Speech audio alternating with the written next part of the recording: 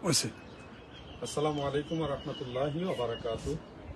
প্রিয় মুমিন মুসলমান ভাই ও বোনেরা, আমরা এখন আছি ফিলিস্তিনের জেরুজালেমের মসজিদুল আকসার ভিতরে।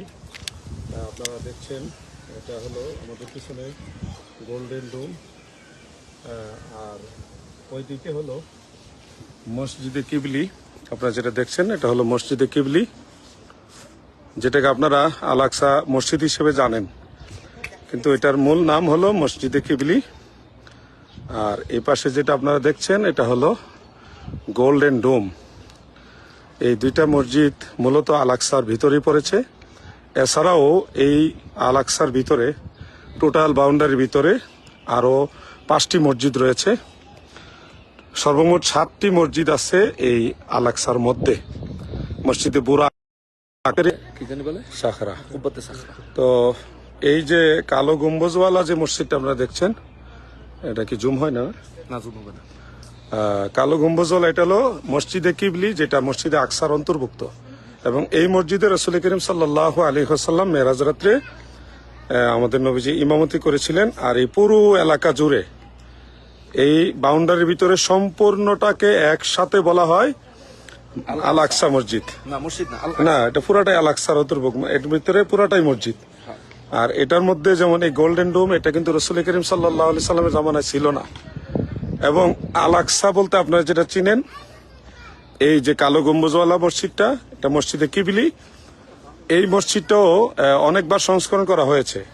আমরা পরবর্তীতে ভিডিও বার্তার মাধ্যমে আপনাদেরকে দেখাবো যে এই নিচে হযরত ইব্রাহিম আলাইহিস সালামের যুগের পিলারগুলো, হযরত সুলাইমান আলাইহিস সালামের যুগের পিলার, এগুলো আমরা আপনাদের দেখাবো। আচ্ছা, চাইলে এই ম্যাপটা দেখা দিতে পারেন। আল আকসা এটা ম্যাপ আমরা ক্যামেরাটা কমেন্টসের মাধ্যমে এটা দিয়ে দিব। আচ্ছা। তো প্রিয় দর্শক, আমরা এখান থেকে লাইভে এতদিন আসতে পারিনি। মূল কারণ হলো আমাদের এখানে কোনো সিম নাই। আমাদের বাংলাদেশি পাসপোর্ট দিয়ে এখানে সিম নেওয়া যায় না, এবং আমাদের পরিচিত এখানে কেউ নেই, যার কারণে এখান থেকে আমরা সিম নিতে পারিনি। সিম না থাকলে এখানে ডাটা কানেকশন দেওয়া সম্ভব না। আর অনেক কষ্ট করে আজকে আমরা আপনাদের রিকোয়েস্টের কারণে একটা হটস্পটের, কি বলে, হটস্পট নাকি, এটা ব্যবস্থা করেছি। ওই মাধ্যমে আপনাদের কাছে লাইভে আসলাম। প্রিয় দর্শক, আমরা কিভাবে এসেছি, কিভাবে যাব, এই বিষয়টা আমরা এই দেশ থেকে বের হওয়ার পরে আপনাদেরকে বিস্তারিত বলবো ইনশাল্লাহ। কিছু বিধিনিষেধ রয়েছে। আর আপনাদের দেওয়া যে আমানত, আমরা খুঁজে খুঁজে যারা অসহায় মানুষ এবং যুদ্ধ বিধ্বস্ত মানুষ, তাদের খুঁজে খুঁজে বের করে সেই ছোট ছোট শিশুদেরকে, মায়েদেরকে এবং পুরুষ যারা আছে, তারা অনেকেই খুব কষ্টের মধ্যে আছে। এবং অনেকেই দেখছি রাস্তায় ছোট ছোট ব্যাগ বিক্রি করতেছে পেটের দায়ে। অনেক শিশুরা রাস্তায় ঘুরতেছে। আমরা এগুলো খুঁজে খুঁজে আপনাদের আমানতগুলি দেওয়ার চেষ্টা করতেছি। ব্যাগ তো বিক্রি করা না, কিছু একটা সামনে দিয়ে বাংলাদেশের মতো ডাইরেক্ট মানে ভিক্ষা করে না আর কি, কিছু একটা সামনে দিয়ে তারপরে সদকা বলে। আমরা এগুলি দেখে আসলে কষ্ট সহ্য করতে পারি না। আপনাদের বোঝাতে পারো না বাংলাদেশের ভিক্ষুক আর এই দেশে মানুষের মধ্যে অনেক ব্যবধান। তারা কখনো হাত পাতে না। ছোট বাচ্চারা রাস্তা রাস্তায় ঘুরতেছে ছোট ছোট ব্যাগ নিয়ে, কিছু একটা হাতে দিয়ে তারপর সদকা চায়। আমরা আপনাদের আমানত দেওয়ার চেষ্টা করতেছি। আর আপনারা মনে রাখবেন, আমরা আমাদের নিজস্ব খরচে এখানে এসেছি, আপনাদের টাকায় না। এবং আপনাদের কাছে ফিলিস্তিনবাসীর সহযোগিতা চাওয়ার বহু আগে আমাদের এই ট্যুরের সম্পূর্ণ টাকা আমরা পেড করে দিয়েছি। আমরা একাধিকবার ওয়াজ মাহফিলও এই বিষয়ে মানুষকে দাওয়াত দিছি যে যারা যেতে চান আমাদের সঙ্গে যেতে পারেন। এটা আমাদের পার্সোনাল ট্যুর ছিল, এবং এখানে আমরা যে আইসা মানুষকে বড় ধরনের সহায়তা করবো এই ধরনেরও আমাদের কোনো পরিকল্পনা ছিল না। আমরা আসার জাস্ট 2-1 দিন আগে মুফতি আলাউদ্দিন জিহাদি ভাই চিন্তা করলেন যে যাচ্ছি যেহেতু, সুযোগ হলে তাদেরকে কিছু সহায়তা নিয়ে দেওয়া যায়। এই কিছু মানুষের নোংরা মন মানসিকতা দেখে আমরা ব্যথিত। আপনাদের এই নোংরা মন মানসিকতার কারণে ভবিষ্যতে আপনাদের কাছে আমরা কারো জন্য সহযোগিতাও চাইবো না। আমরা যতটুকু পারি করব, আমরা আপনাদের কাছে বলবো না, কারণ আপনাদের মন মানসিকতা খুবই খারাপ, খুবই খারাপ। আপনারা অনেক বেশি সমালোচনা করেন। আমরা আল্লাহ পাক দয়া করে আমাদের খাওয়ায়, ডাল ভাত খাওয়ার ব্যবস্থা আছে। আর হারাম খাওয়ার জন্য আল্লাহ তাআলা আমাদেরকে হেফাজত করুক। এই হারাম থেকে যেন আল্লাহ আমাদের বাঁচায়। আমরা কারো টাকা খেয়ে বাঁচতে হবে না। এবং মসজিদে আকসা সম্পর্কে আমরা যেসব তথ্য আপনাদেরকে দিয়েছি, আমাদের উদ্দেশ্য ছিল দেশবাসী যাতে বিভ্রান্তি থেকে মুক্তি পায়। যে একটা জিনিস দেখেন তো, যারা একটা জিওগ্রাফি বা এআই প্রযুক্তি দিয়ে এই গোল্ডেন ডোমকে তারা একেবারে ধ্বংস হয়ে গেছে, ভেঙে গেছে, এটা প্রচার করে তারা বিভিন্ন ফায়দা নেওয়ার জন্য কালেকশন করে, তাদের দল ভারী করার জন্য, আন্দোলন করার জন্য, মিছিল, এগুলির পিছনে আবার অনেক ধরনের ডোনেশন আছে, উদ্দেশ্য আছে, কালেকশন। এই সবগুলো তারা মনে করেন অনেকটা অগ্রসর হয়েছিল। কিন্তু আল্লাহর কি মহিমা, আল্লাহ পাকের অশেষ দয়া, এই এট এ টাইম আমরা আলাকসাতে আসলাম। এই আসার পরে আমরা যখন এই সঠিক চিত্রটা তুলে ধরলাম, তখন তাদের কিন্তু পুরা ব্যবসাটাই মানে চলে গেছে, মানে সমস্ত ধান্দা বন্ধ হয়ে গেছে, যার কারণে তারা আমাদের উপরে ক্ষিপ্ত। তো হ্যাঁ, আমরা বলছি এখানে আলাকসাতে কোনো অ্যাটাক নাই বা কোনো ধরনের সমস্যা নাই। মসজিদুল আকসা নিরাপদ, আমরা নিয়মিত ঢুকতেছি, বের হচ্ছি, মুসল্লিরা নামাজ পড়তেছে, আসতেছে, যাচ্ছে, কোনো অসুবিধা নেই। তবে যেই এলাকায় আমাদের মুমিন মুসলমান ভাইয়েরা গণহত্যার শিকার হচ্ছে, সেই এলাকাগুলো হলো আপনারা জানেন রাফা, গাজা, ওই অঞ্চলে ফুল সিল্ড, এবং এটা টোটালি সিল্ড, ওখানে যাওয়ার কোনো বন্দোবস্ত নাই, এবং স্থানীয় যারা তারাও যেতে পারবে না। গোল্ডেন ডোম সম্পর্কে একটা গুরুত্বপূর্ণ তথ্য হচ্ছে, এই গোল্ডেন ডোম এই বানানোর পর থেকে কখনোই এখানে হামলা হয়নি। এই গোল্ডেন ডোম কখনোই আক্রান্ত হয়নি।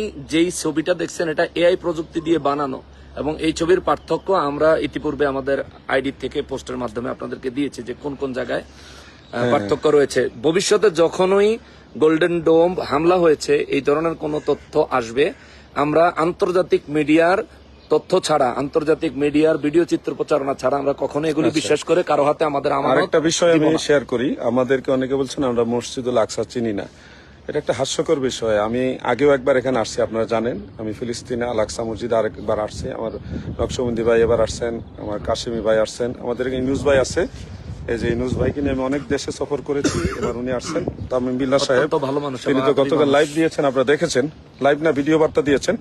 তো অনেকে বলছে আমরা আল আকসা মসজিদ কোনটা চিনি না। আসলে বাস্তব জিনিসটা আপনি জানেন না ভাই, সম্মানের সাথে বলছি, এখানে একটা বাউন্ডারি আছে অনেক বড়, এই বাউন্ডারির পুরো জায়গাটাই হলো আল আকসা মসজিদ, পুরো জায়গাটা। এবং একসময় গোল্ডেন ডোম এই মসজিদ ছিল না, এবং আপনাদেরকে যেটা দেখাচ্ছি, যেটা আল আকসা হিসেবে আপনারা চিনেন, এটা এই মসজিদটাও একসময় ছিল না, এটা মাটির নিচে মসজিদ ছিল, মাটির নিচে। এবং ওইখানে আল্লাহর হাবিব ইমামতি করছেন। এই মসজিদের নাম হলো মসজিদে কিবলি, মসজিদে কিবলি, এবং দুইটা পাশাপাশি। আমরা এই গোল্ডেন ডোমকে সামনে রেখে বা আমাদের পিছনে রেখে একটা পিকচার দিয়েছিলাম। উদ্দেশ্য ছিল যে বাংলাদেশে যারা মিথ্যা প্রচারণা করছে তাদেরকে বোঝানো যে আপনারা এটা সত্য বলছেন না, হ্যাঁ, বিভ্রান্ত হবেন না। তো তারা মিথ্যা কথা বলতেছে, এতে কারো কোনো কিছু কিছু ভাইদের অসুবিধা হচ্ছে না, কিন্তু আমরা সত্যটা বলা তো অসুবিধা হলো। আমরা তো বলছি না যে ফিলিস্তিনের সব মুসলমান নিরাপদ, আমরা এটা বলিনি। আমরা বলছি এখান আলাকসাতে যারা আছেন তারা নিয়মিত নামাজ আদায় করছেন, এখানে কোনো প্রবলেম নেই। তো হ্যাঁ, আমি কিছু রাষ্ট্রীয় বিধিনিষেধের কারণে অনেক কথা আছে, আমি এখন বলবো না। আমি দেশে এসে আপনাদেরকে জানাবো। কিছু পরামর্শ আমি যুব সমাজের উদ্দেশ্যে দিব। সকল যুবক ভাইরা, বাংলাদেশের সমস্ত মুমিন মুসলমান ভাইরা, আপনাদের জন্য স্পেশালি কিছু পরামর্শ আমি এবং নকশবন্দি ভাই, কাশিমি ভাই দিব ইনশাল্লাহ। এখন অনেক কিছু বলা যাবে না।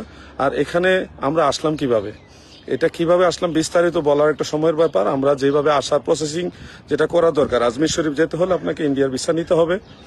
আর আপনি যদি বলেন আমি আজমির শরীফ যাবো, ইন্ডিয়ার ভিসা নিব না, এটা অসম্ভব। আপনি যদি বলেন সৌদি আরব যাবো, আমি কিন্তু সৌদির ভিসা নিব না, এটা আপনার দ্বারা কোনোদিনও সম্ভব না। সৌদি আরব যেতে হলে, মক্কা মুকাররমে যেতে হলে, মদিনা মুনাওয়ারা যেতে হলে সৌদির ভিসা নিতে হবে। ফিলিস্তিন যদিও পৃথিবীর ইতিহাসে ইসরায়েল নামে কোনো দেশ নেই, কিন্তু বর্তমানে আপনারা সবই জানেন পুরো ফিলিস্তিনের অধিকাংশ জায়গা তারা দখল করে রেখেছে। আল আকসাটাও তাদের কন্ট্রোলে, কিন্তু মসজিদুল আকসার ভিতরে যত লোকজন আছে এটা হলো জর্ডানের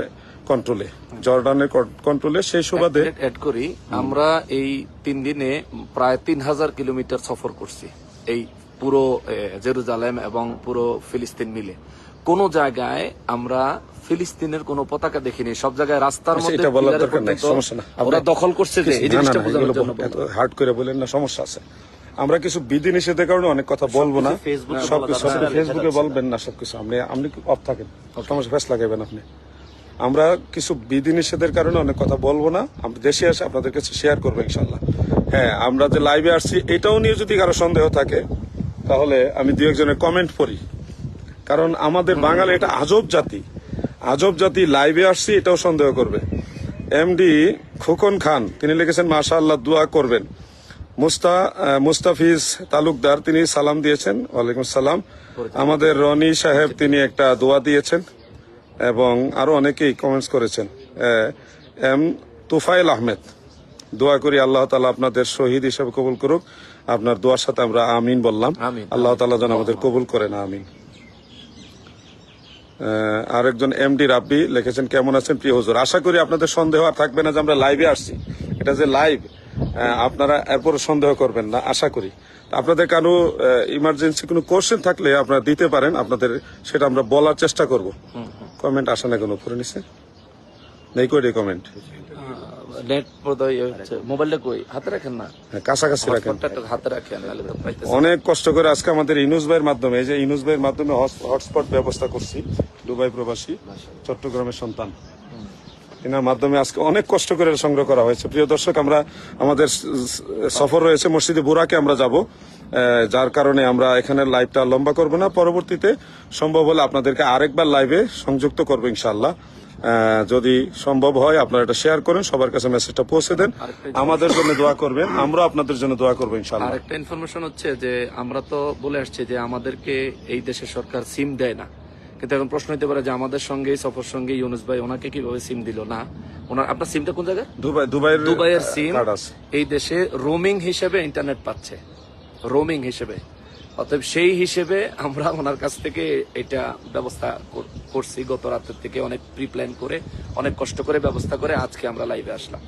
ধন্যবাদ সবাইকে। আমাদের কাশিমি ভাই, আমাদের মাওলানা গাজী তামিম বিল্লাহ ভাই এবং ইউনুস ভাই, আমাদের কাফেলা সবার পক্ষ থেকে আপনাদের প্রতি দোয়া রইল। আপনারা আমাদের